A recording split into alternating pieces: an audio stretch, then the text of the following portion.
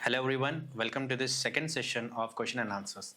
सो जैसा कि हमारा जो प्रीवियस सेशन था उसके अंदर काफ़ी अच्छा रिस्पांस आया स्टूडेंट्स का एंड काफ़ी सारे फीडबैक्स भी मिले बच्चों से and we also got some new questions. काफ़ी सारे स्टूडेंट्स पूछे हमसे, so let us discuss this questions. Okay, so let's jump into this one. First and foremost एक क्वेश्चन है नितिन साई एंड इनका सवाल ये है कि when F1 refusal slots will be opening in India. F1 के रिफ्यूजल स्लॉट्स इंडिया में कब खुलने वाले हैं, क्या टाइमिंग्स F1 वीज़ा स्लॉट्स खुलेगी।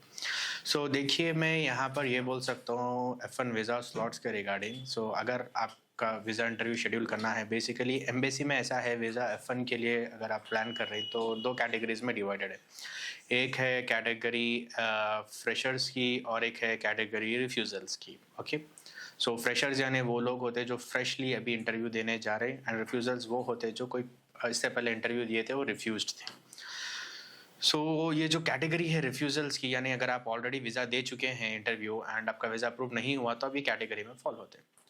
होता ऐसा है कि इसके अंदर के जो लोग वीज़ा रिफ्यूज्ड है उनके लिए स्लॉट्स अलग खोलते हैं और जो फ्रेशर्स हैं उनके लिए अलग खोलते हैं। ये इसीलिए किया जाता है बिकॉज एम्बेसी प्रायोरिटी वो लोगों को देती जो फर्स्ट टाइम एम्बेसी को अपीयर कर रहे हैं, ना कि वो लोगों को जो ऑलरेडी अपीयर कर चुके हैं। तो इसीलिए स्लॉट्स जो है F1 के एंड फ्रेशर्स के ज़रा जो है फ्रेशर्स एंड रिफ्यूजल्स के ये लोग अलग खोलते हैं। इसके अंदर जो ट्रेंड है ये पूरा अनप्रिडिक्टेड है। कोई एग्जैक्ट ट्रेंड नहीं मालूम, but I tell you the exactly अभी अब तक जो फॉलो होते आ रहा है वो किस तरह से हो रहा। जो लोग रिफ्यूज हो गए, लेट्स सपोज के आपका इंटरव्यू था दिसंबर 2024 को, आप इंटरव्यू दिए। ओके, एंड अब आप फिर इंटरव्यू देना चाह रहे हैं, तो अगर आप 24 में रिफ्यूज्ड हुए, अगर आप फिर से स्लॉट के लिए देखेंगे तो यूजुअली आपको जनवरी, फरवरी, मार्च या अप्रैल में स्लॉट नहीं मिलता। तो क्या होता है यूजुअली बोले तो, अगर आप रिफ्यूज्ड हो गए तो मिनिमम 2 इंटेक्स यानी कम से कम एक इंटेक जो है वो मिस हो जाता, और नेक्स्ट वाला जो इंटेक है वो इंटेक में यूजुअली डेट्स मिलते हैं रिफ्यूजल्स के। तो ये जो है प्रोसीजर मैं तो ऑलमोस्ट 2 ईयर्स से नोटिस कर रहा हूँ, ऐसे ही हो रहा है। जो लोग रिफ्यूज्ड हो गए वो लोगों के जो स्लॉट्स है वो ऑलमोस्ट 6 मंथ्स तक तो मिनिमम नहीं मिलते। उसके बाद जो नेक्स्ट वाला अवेलेबल इंटेक होता है उसके अंदर एम्बेसी देती है। तो लेट्स सपोज अगर आप लास्ट टाइम दिसंबर में रिफ्यूज्ड हुए थे तो जाहिर सी बात है अगस्त का इंटेक तो मिस हो गया आपका। तो जो नेक्स्ट अपकमिंग इंटेक होता है जनवरी का, तो उसके अंदर फिर एम्बेसीज आपको स्लॉट्स जो है वो दे सकते हैं रिफ्यूज़ल के। तो to simply answer the question मैं यही कहूँगा कि F1 के जो वीज़ा रिफ्यूज़ल है, अगर आप लास्ट टाइम रिफ्यूज़ हुए थे दिसंबर में, तो आप एक्सपेक्ट कर सकते हैं कि जनवरी इंटेक जो अब आ रहा है उसके अंदर आपको स्लॉट्स मिलने के चांसेस ज़्यादा है। अगर आप रिसेंटली अगस्त में रिफ्यूज्ड हुए थे तो देर आर चांसेस मिलेंगे, but we are not 100% sure कि मिल सकते हैं नहीं। ये टोटली एम्बेसी के ऊपर डिपेंड करता है, बिकॉज एज ऑफ नाउ तो काफ़ी सारे लोग इंटरव्यूज़ नहीं दिए। So if you are refuse let's suppose in अगस्त और मार्च, अप्रैल, मई, जून, जुलाई, अगस्त, ये महीने में कहीं पर भी अगर आप रिफ्यूज हुए, सो देर आर चांसेस कि आपको जनवरी इनटेक में भी स्लॉट मिल सकता है। But there are higher chances for student slot मिलने का जो ऑलरेडी लास्ट टाइम दिसंबर में रिफ्यूज हुए थे। इन जैसा आप बहुत ज़्यादा पहले रिफ्यूज रहे तो आपको चांसेस ज़्यादा है स्लॉट मिलने का, अगर आप रिसेंटली रिफ्यूज रहे तो आपको चांसेस कम रहते हैं स्लॉट मिलने के। तो ये एल्गोरिदम है जो एम्बेसीज यूज़ करती है वीज़ा स्लॉट्स बताने के लिए आपको। So this is how usually visa slots मिलते हैं। आई होप ये क्वेश्चन आंसर हो गया होगा। So the next question is from Ismail. इनका सवाल ये है कि is it compulsory to show return tickets while applying for a B2 visa. ये B2 वीज़ा के लिए सवाल है। ज़्यादातर लोग जो अप्लाई कर रहे हैं B2 के लिए, खैर जो लोग B2 के लिए अप्लाई कर रहे हैं मैं छोटा सा उनको बता दूं what is B2 visa. B2 visa यानी ये ऐसा वीज़ा कैटेगरी है जहां पर सिर्फ आप विजिट या टूरिज्म पर्पज़ के लिए जाते हैं। इसको B1, B2 या B2 भी बोला जाता। Okay, B2 visa is a tourism visa. ये 5 या 10 ईयर्स का ड्यूरेशन वीज़ा अप्रूव्ड होकर आता। इंटरव्यू प्रोसीजर वैसी है जैसे F1 का सेम रहता है। आपको वीज़ा ऑफिसर का जाना होता है, इंटरव्यू देना है, एंड अगर वो लोग सेटिस्फाई हुए तो आपको वीज़ा अप्रूव्ड हो जाता आपका। अब ये जो वीज़ा कैटेगरी है B1, B2, उसमें मैक्सिमम स्टे सिर्फ 6 मंथ्स का है। 6 मंथ से ज़्यादा आप स्टे नहीं कर सकते यूएस में, एंड उसके बाद आपको रिटर्न आना है। तो लेट्स सपोज अगर आपका वीज़ा अप्रूव्ड हुआ, वैलिडिटी तो 10 ईयर्स की रहेगी वीज़ा की, बट जब भी आप यूएस में ख़त्म रखेंगे जब से 6 मंथ्स का काउंटडाउन चालू हो जाता है आपका, and you have to return within 6 months. So these are the rules as of now. Maybe हो सकता है फ्यूचर में ये रूल्स चेंज होंगे, बट एक जनरल मैं आपको बता दे रहा हूँ। जैसा कि सवाल था, is it compulsory to show return tickets while applying for a B2 visa. तो यहाँ पर ये सवाल है कि अगर आप B2 वीज़ा के लिए अप्लाई कर रहे हैं तो क्या आपको रिटर्न टिकट बताना ज़रूरी है। मेरे हिसाब से मैं ये सजेस्ट करता हूँ कि if you are travelling on B2 visa, it's preferable कि आप हमेशा अपने साथ एक रिटर्न टिकट जो है वो कैरी करिए। वाई? बिकॉज अगर आप इंटरव्यू दे रहे हैं एंड आपका वीज़ा अप्रूव्ड हो गया एंड आप यूएस जा रहे हैं, तो आपके रिटर्न टिकट होना आपको ज़रूरी है, बिकॉज आपको बताना पड़ता है कि आपका स्टे ख़त्म हुए बाद से आपके ऑलरेडी फ्लाइट टिकट्स बुकड है and you will be coming back to the home country. So ये एक वन ऑफ द प्रूफ है कि आप बता सकते हैं एम्बेसी को कि आप ज़्यादा उधर स्टे नहीं करेंगे, ओवर स्टे नहीं करेंगे शॉर्ट टर्म वीज़ा के लिए कैसा, so that you will B returning at any cost. So it is very important कि अगर आप इंटरव्यू के लिए जा रहे हैं या यूएस के लिए अप्लाई कर रहे हैं ख़ास तौर पे, तो इट्स ऑलवेज प्रेफरेबल कि आप अपने लिए एक रिटर्न टिकट जो है वो कैरी करिए। ओके, नेक्स्ट वाला question, can I apply for a B2 visa without any travel history? ये क्वेश्चन है आयशा की तरफ से। So see I can suggest you that अगर आपके पास ट्रैवल हिस्ट्री है तो इट्स वेरी गुड, आप यूएस B2 वीज़ा के लिए अप्लाई करिए। But if not, if you are not having a travel history, अगर आप ट्रैवल नहीं करें तो मैं ये सजेस्ट करता हूँ कि do not apply for US visit visa. See मेरा रीज़न ये है बोलने का, बिकॉज फर्स्ट एंड फॉरमोस्ट तो मैं ये सजेस्ट करूँगा कि अगर आप कहीं ट्रैवल नहीं करें ऑल वर्ल्ड में, या कहीं भी आपकी ट्रैवल हिस्ट्री नहीं है एंड आपकी एज कम है, तो आप एम्बेसी को कन्विंस नहीं कर सकते कि आप वहाँ जाके रिटर्न आएंगे बोल के। बिकॉज अगर आप कहीं भी दुनिया में नहीं फिरे, इंडिया से बाहर ही कहीं नहीं गए एंड आप सीधा बोल रहे कि मैं यूएस जाना प्लान कर रहा हूँ, तो no one will believe that and that is the reason majority visas इस ये कैटेगरी में रिफ्यूज होते हैं। So if you have a good travel history and आपकी ट्रैवल हिस्ट्री अच्छी है and you have some commitments in India, या कोई ऐसे टाइज है जो आपको इंडिया में खींच के लेके आते हैं, अगर आप वो एम्बेसी में शो करते, तो ही आपको एम्बेसी में इंटरव्यू देना प्रॉपर रहेगा। और एल्स अगर आपके कोई ब्लड रिलेटिव भाई बहन या कोई भी आपके इंडिया में है, यूएस में है सॉरी, अगर वो स्टूडेंट पे है या कोई वीज़े पे है, अगर वो लोग अगर आपको इनवाइट कर रहे हैं तो आपको ट्रैवल हिस्ट्री की ज़रूरत नहीं पड़ती, then you can travel without travel history as well. वैसे टाइप पे वीज़ा लगने के चांसेस ज़्यादा होते हैं, जैसे कि आजकल ज़्यादा चल रहा ग्रेजुएशन सेरेमनी पे जो बच्चे होते हैं वो अपने वालिद वालदा को, भाई बहन को बुलाते हैं, तो दैट्स फाइन, उसमें ट्रैवल हिस्ट्री की ज़रूरत नहीं रहती। तो आप विदाउट ट्रैवल हिस्ट्री के अप्लाई कर सकते हैं एंड उसमें वीज़ा लगने के चांसेस भी ज़्यादा रहते हैं। वाई? बिकॉज वहाँ पर आपके ओन ब्रदर है, बट कंडीशन ये है कि वो आपके ओन ब्रदर या सिस्टर होना चाहिए जो भी है यूएस में। ऐसा नहीं है कि कोई कजिन बहन है, कजिन भाई है तो लगता, बट चांसेस कम रहते लगने के, ज़्यादा प्रेफरेबल रहता ओन ब्लड रिलेटिव रहा अगर आपका, तो देर आर हायर चांसेस आपका वीज़ा अप्रूव्ड होता। Okay, so the next question is from Sunil. इनका सवाल ये है कि do I need to book hotels before my interview और is an itinerary enough? So see here, एक आइटनरी क्या होती है? आइटनरी इज अ प्लान जो आप बताते हैं एम्बेसी में कि मैं यूएस में रीच हुए बाद से मैं ये जगह पे स्टे करूंगा, that is known as itinerary. So आप प्लान करने से पहले ट्रिप अपनी आइटनरी आप रेडी रखना ज़रूरी रहता। तो यहाँ पर लेट्स सपोज कि आप बोल रहे हैं कि मैं यूएस जा रहा हूँ फिरने के लिए या कोई पर्टिकुलर ओकेजन के लिए, so you need proper records के आप कहाँ पर स्टे करेंगे, किधर जाएंगे, you need a proper plan. ऐसा नहीं है बस आप डिसाइड करें वीज़ा इंटरव्यू को चले गए देन इंटरव्यू देने चले गए, so that is not good way. तो प्रिपेयर करिए आपके ट्रिप आइटनरी, बट इसमें क्या करिए, अगर आप ट्रिप आइटनरी प्रिपेयर कर रहे हैं तो मेक श्योर करिए कि आप जो होटल्स है जहाँ पर स्टे करने वाले हैं वहाँ पर अपनी बुकिंग करा लीजिए, सो दैट आपके जो वीज़े में है वो प्रॉब्लम्स नहीं आते एंड ये सेम चीज़ आप डीएस फाइलिंग में भी अपनी एंटर कर सकते हैं। आई होप आप लोगों को ये क्लियर हुआ होगा। Next one is how much bank balance should I show for a 2 week US trip? ये क्वेश्चन है हमीद की तरफ से। सो यूजुअली देखिए बैंक बैलेंस एक्चुअली डिपेंड करता है कि आपके स्टेक के ऊपर है एंड आप कितने मेंबर्स के साथ जा रहे हैं। लेट्स सपोज कि अगर आप 2 वीक्स के लिए स्टे कर रहे हैं, अगर आप सिर्फ एक ही बंदा है एंड एक जना अकेला जा रहा, तो उनके लिए मैं सजेस्ट करूंगा एक 10 to 15 lakhs के हिसाब से चले जाएगा, कोई प्रॉब्लम नहीं है, because this amount is sufficient. 10 to 15 lakhs के बीच में कुछ भी बता सकते हैं आप। 10 lakhs, 11 लाख, 12 लाख, 13 लाख, 14 लाख, 15 लाख सेविंग्स आप सफिशिएंट हो जाती, तो उसके हिसाब से वर्कआउट कर सकते हैं, कोई प्रॉब्लम नहीं है। बट अगर आपका ड्यूरेशन ऑफ स्टे ज़्यादा है तो आपको मे बी फंडिंग ज़्यादा बताना पड़ेगा, बट अगर आपका ड्यूरेशन ऑफ स्टे कम है तो इसमें कोई प्रॉब्लम क्रिएट नहीं होती। आप अपने हिसाब से 10 to 15 के बीच में कुछ भी बताइए, चल जाएगा, कोई इशू नहीं है। ठीक है, नेक्स्ट वाला क्वेश्चन है do visa officers check my mobile phone और सोशल मीडिया? ये क्वेश्चन है सानवी की तरफ से। सो ये जो है देखिए, मैं ये सजेस्ट करता हूँ इसके अंदर कि वीज़ा ऑफिसर्स आपका स्मार्टफोन तो चेक नहीं करते। वाई? बिकॉज आप एम्बेसी में स्मार्टफोन्स लेके जाना अलाउड ही नहीं है, तो आपको कैसा भी जब आप एम्बेसी ट्रैवल करेंगे तो आपको स्मार्टफोन तो कैसा भी बाहर ही रखना है अपना। So you are not allowed to carry your smartphone there, so for that reason तो स्मार्टफोन तो चेक नहीं होता वहाँ पर। अब रही बात सोशल मीडिया चेक होने का, so yes they can check your social media, because recently जो एक न्यू लॉ आया था, जो स्लॉट्स रुक गए थे, उसमें ये एक बड़ा अपडेट आया था कि सोशल मीडिया भी डालना ज़रूरी है बोल के। सो अगर अपना सोशल मीडिया अकाउंट और हैंडल्स है कुछ भी तो वो अपलोड करिए, तो कोई प्रॉब्लम नहीं होता उसमें। अगर लेट्स सपोज के आपके सोशल मीडिया अकाउंट हैंडल है एंड वो प्रॉपर है, आप यूज़ करते तो फाइन, कोई इशू नहीं होता। मैं सजेस्ट यही करूँगा कि सोशल मीडिया हैंडल्स डालिए, if there is nothing to hide, why to worry, कोई प्रॉब्लम नहीं है। आप अपना सोशल मीडिया हैंडल उस पर अपलोड कर सकते हैं, कोई इशू नहीं है।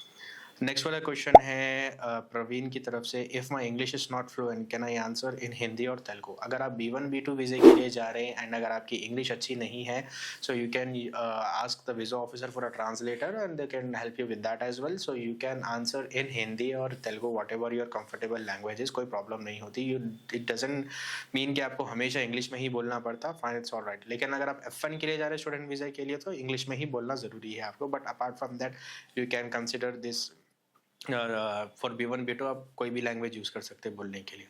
सो the next question here is कि एक स्टूडेंट का है कि if I have already applied for F1 visa, that student visa earlier, will it affect my B2 visa? ये क्वेश्चन है आरफ की तरफ से। सो सी हियर सिंपली मैं यही बोलना चाहूँगा, अगर आप ऑलरेडी F1 के लिए अप्लाई करें and you are applying for B2 visa, तो हो सकता है आप इसीलिए B2 वीजा के लिए अप्लाई कर रहे हैं बिकॉज आप ऑलरेडी रिफ्यूज्ड है बोल के।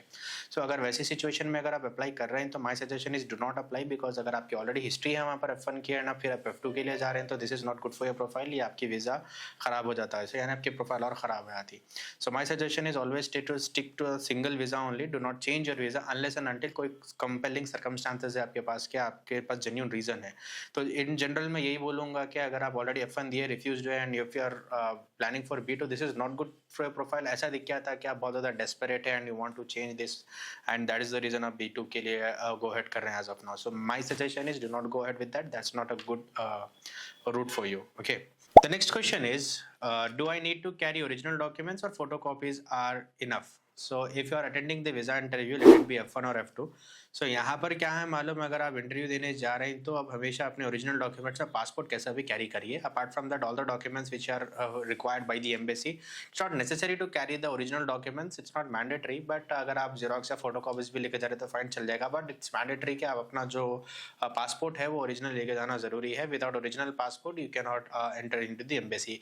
All the required documents are, that's not very much important कि फिजिकल कॉपी ही रहना जरूरी है उसका। अगर आप soft copy in the print out भी लेके जा रहे हैं कलर या जेरोक्स, दैट्स फाइन, कोई प्रॉब्लम नहीं होता उसके अंदर।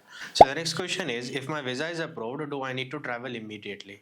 So it's not necessary. अगर आपका अब भी वीजा अप्रूव हुआ तो आपका अब भी फ्लाइट ले लेके जाना जरूरी नहीं रहता, आपको टाइम रहता फ्लाई करने के वास्ते। 5 to 10 मिनट्स का जो ड्यूरेशन है आराम से कर सकते हैं। But the only condition is, आप जब फ्लाई करेंगे तो वहाँ से 6 मंथ्स आपका काउंटडाउन चालू होता है, तो वहाँ से लेके एंडिंग तक within 6 months you have to come back anyhow. से ज़्यादा आप स्टे नहीं कर सकते। Once you are into the US maximum 6 month stay करना वीजा अप्रूव हुए बाद, उसके बाद से फिर आपको रिटर्न आना होता। सो ये कंडीशन है जो वीज़ा लगने के बाद से आप ट्रैवल करें तो ये जहन में रखना ज़रूरी है आपको। So the next question is, can I extend my stay in the US on a B2 visa? Fine. ये क्वेश्चन है मोहसिन की तरफ से। तो क्वेश्चन देखिए, यहाँ पर एक चीज़ ये बोलूँगा, अगर आपका वीज़ा लग गया, अगर आप चले गए, मैक्सिमम 6 मंथ स्टे करना है आपको, उससे ज़्यादा अलाउड नहीं हो वीज़े पे, आपको रिटर्न आना है। तो अब अगर आप ज़्यादा स्टे करेंगे तब ओवर स्टे हो जाते हैं। सो अगर आप एक दिन भी ज़्यादा 6 मंथ से स्टे करें तब ओवर स्टे हो जाते हैं, एंड ओवर स्टे होना वहाँ पर इलीगल माना जाता है। सो आपके लिए प्रॉब्लम क्रिएट हो जाती है। देयर आर अदर वेज, अगर आप लंबा स्टे करना चाह रहे हैं तो आप स्टे कर सकते हैं, इसमें कोई प्रॉब्लम क्रिएट नहीं होती। लेट्स सपोज कि अगर आप कोई वीज़ा पे कन्वर्ट कर रहे हैं, if you have any attorney, कोई पहचानत का है, अगर आप वो कर रहे हैं तो दैट्स फाइन, वैसा कर सकते हैं। But the rule here is that, law ये है कि 6 मंथ से ज़्यादा आपको स्टे नहीं करना। 6 मंथ से एक दिन भी ज़्यादा होगा तो आप ओवर स्टे कंसिडर किए जाते हैं। The next question is, can I visit Canada or Mexico with a US V2 visa?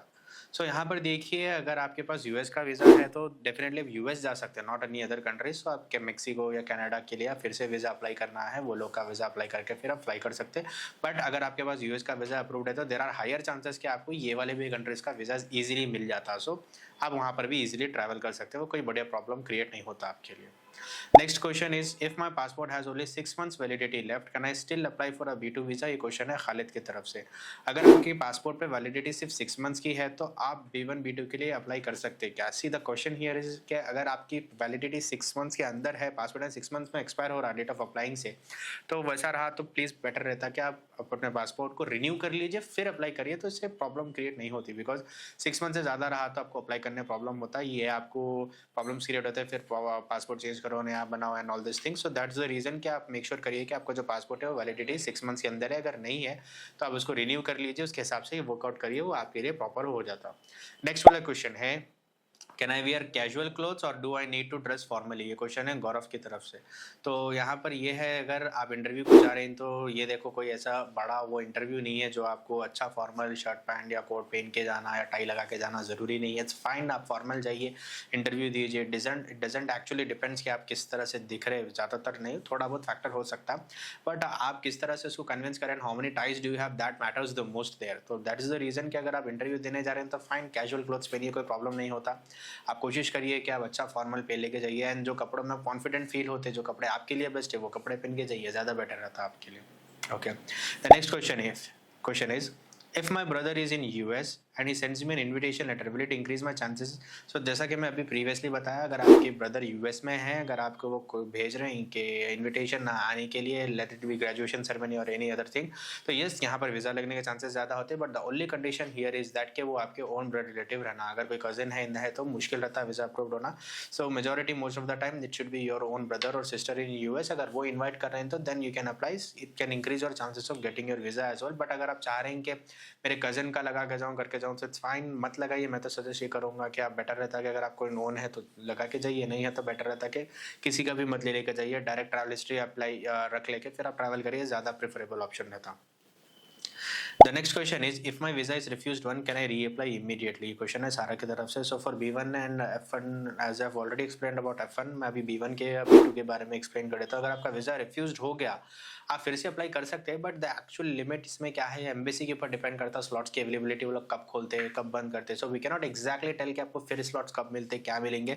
सो मेरा सजेशन ये रहता है कि फर्स्ट टाइम इंटरव्यू जब दे रहे हैं तो पूरा अच्छा प्रिपेयर्ड होकर इंटरव्यू दीजिए, सारे डॉक्यूमेंट्स कैरी करिए, सपोर्टिंग डॉक्यूमेंट्स, सो दैट आपको सेकंड टाइम देने की नौबत नहीं आना। अगर इनकेस रिफ्यूज भी होगा तो यस, आप इंटरव्यू फिर से दे सकते हैं, बट नॉट इमीडिएटली, आपको थोड़ा वेट करना पड़ता है, एंड देन फिर आप रीअप्लाई कर सकते हैं। सो दैट्स फाइन, कोई प्रॉब्लम नहीं होता उसमें।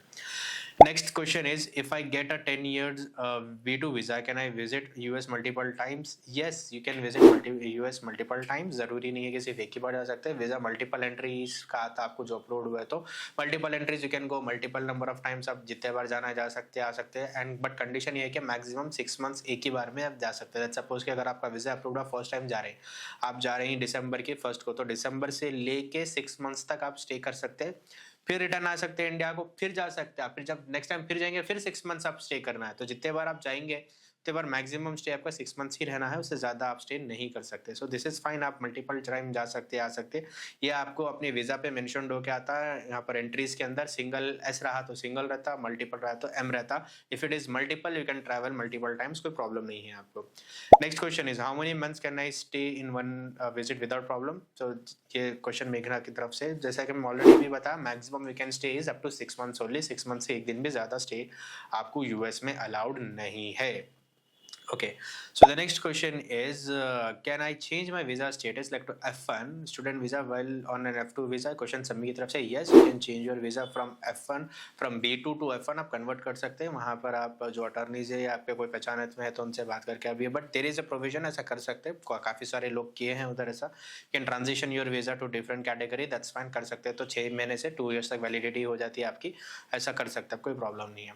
The next question is from Shreya, if I lose my passport in the US, what happens to my visa? See, अगर आपका पासपोर्ट यूएस में लूज हो गया तो फौरन आप एम्बेसी को रिपोर्ट करिए, इंडिया की इंडियन एम्बेसी में, वो लोग आपको पासपोर्ट रिन्यू करके वापस से देंगे, एंड एवरीथिंग जो है वो प्रॉपर हो जाएगा। You have to come in contact with the embassy as well, Indian and US, they will help you with that one. So this is not a big deal, but my suggestion is, if you are travelling anywhere, please keep your passport safe, और ये बहुत ज़्यादा important document होता है आपका। सो इसको घुमाइए मत, अगर खुदा ना खास्ता कुछ रीज़न से गुम भी जाता है तो you can approach the embassies जो ऑलरेडी ओवर स्टेशन जो रहते पर्टिकुलर कंट्री में, आप उनकी हेल्प ले सकते हैं, they'll help you in that aspect as well. So उससे कोई प्रॉब्लम क्रिएट नहीं होता आपको। Well, so that was all the questions that were being asked from the students. So I hope आप लोगों के सारे जो क्वेरीज है वो आंसर हो चुके हैं यहाँ पर। अगर आपको और कुछ डाउट है तो आप हमें डायरेक्ट पूछ सकते हैं इंस्टाग्राम या यूट्यूब के कमेंट सेक्शन के थ्रू, या आप हमें मेल कर सकते हैं डायरेक्टली, सो दैट आपके भी जो क्वेश्चन हम कोशिश करेंगे कि जो नेक्स्ट वाली सीरीज, जो नेक्स्ट वाला सेशन आएगा, हम उसके अंदर आपके सवालों का जवाब दें। So if you have any doubts, feel free to ask. And आपको अगर यूएस, यूके या ऑस्ट्रेलिया या कोई भी फॉरेन कंट्री के लिए हेल्प भी चाहिए प्रोसेसिंग में, you can approach us, will help you with the free counselling as well. And we also provide coaching for IELTS, PT and TOEFL। तो आप एनी टाइम हमारे ऑफिस को रीच कर सकते हैं, so that we can help you as well. So I hope आप लोगों को जितने भी डाउट्स थे क्लियर हो गए होंगे। And if you have stayed till here, thank you for staying, and I will see you in the next video.